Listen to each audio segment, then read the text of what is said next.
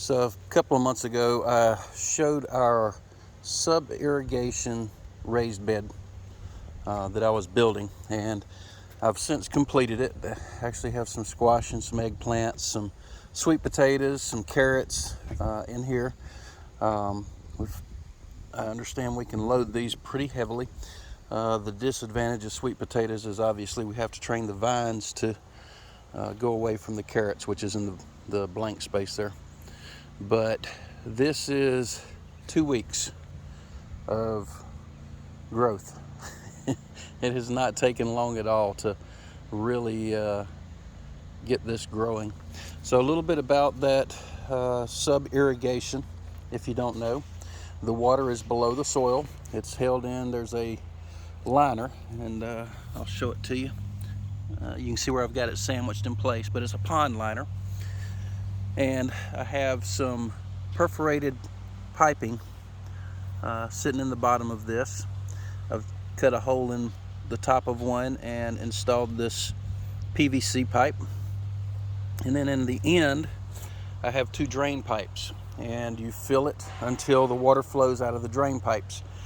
From there, the dirt, the soil itself, which is sitting on top of the perforated pipe, will wick up the moisture and really provides a good resource for the plants.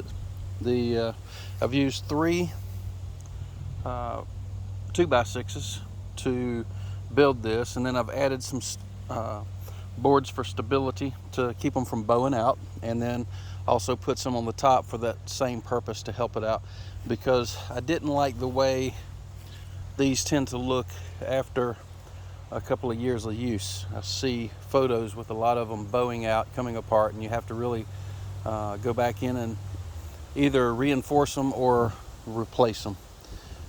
They are not cheap to build, I'll go ahead and tell you that now, especially with today's lumber prices. So if you're interested in this, there are some YouTube videos on how to do this. There's some YouTube videos on how to mix the soil for it. I took a combination of soils, mixed them together with some vermiculite and some minerals, and this is what we've got. It's working out well. The one thing to note is you don't want to add liquid fertilizer into the bottom of this. You want to go ahead and fertilize it just as you would your garden, with the fertilizer laying on top and allowing the rain to soak in. Now, I was asked, will the rain cause this to get too much moisture in the soil? Absolutely not. These drains actually keep that from happening, because that moisture drains down and it'll go into the bottom of the box, and the bottom of the box can only hold so much before it drains overboard. So nope, it works well. I typically spray just a little bit across the top anyway, but this is what we've got. As soon as we start getting vegetables off of it, we'll show you more videos there.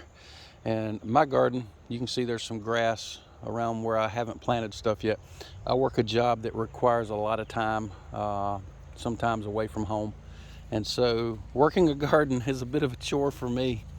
But we did plant some peas. We've got 2 rows of peas here, and you can see they're starting to come up. First row is lady peas, second row is pink eye peas. Third row, which is also coming up, is okra.